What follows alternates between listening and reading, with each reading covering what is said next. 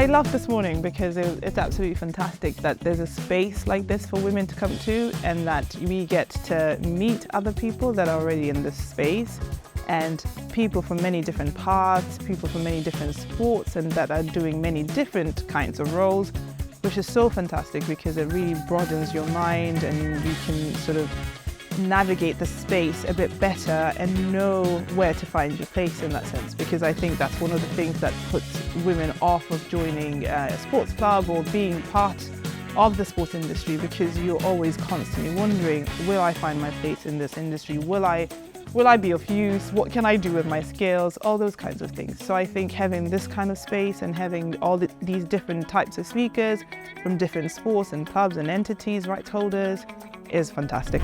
Actually, yesterday I was moderating a panel and I looked across the audience and I saw so many men in the audience, and I was so happy about that, because some of the events that I've been to, it's been predominantly just women, and it's great because it means that women are sort of charging up and kind of gaining that momentum and going for it.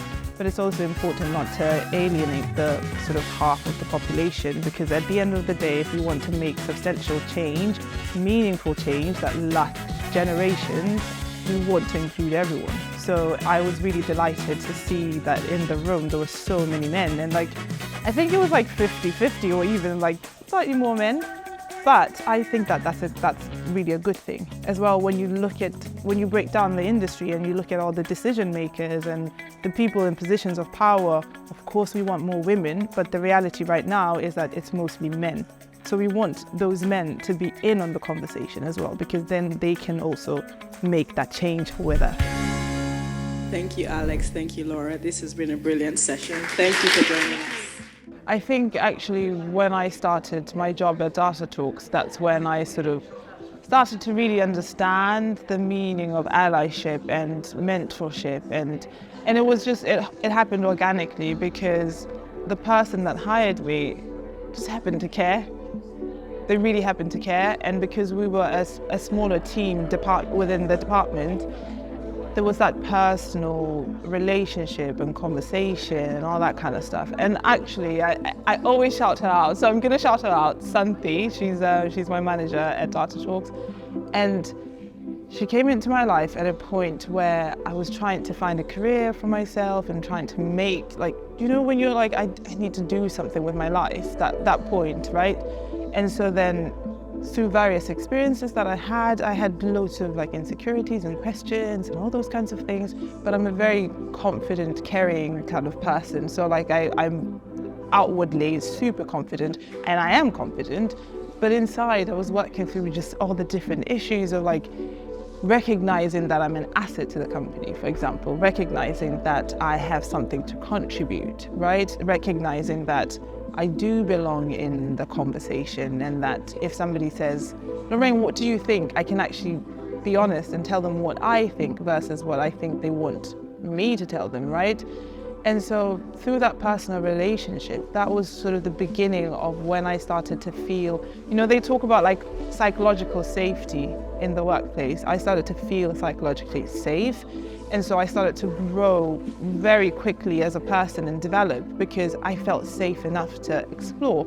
It didn't feel if I say this, or if I do this, or if I experiment with this, someone's just going to kick off and then suddenly I'm on the outs, right? And so I think for me that was the very definition, the very first time I lived definition of mentorship, because it wasn't that she said, now we're gonna do a meeting for an hour and we're gonna have coffee and then I'm gonna ask you all these questions and you're gonna tell me all about your dreams. It was just literally everyday practical stuff.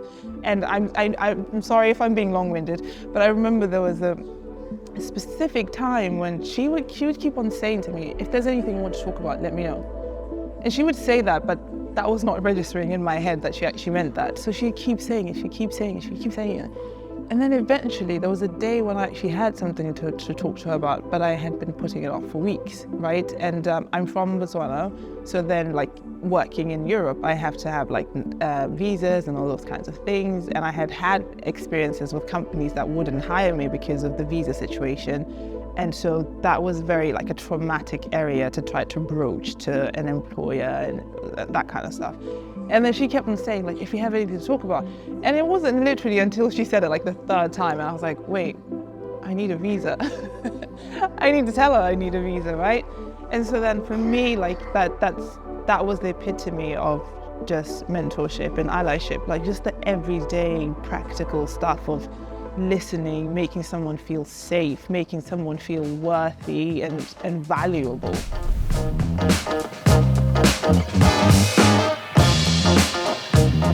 It has been absolutely fantastic today. I think the networking opportunity, meeting, and sometimes saying words like networking opportunities, it takes away like the genuineness of like the experience.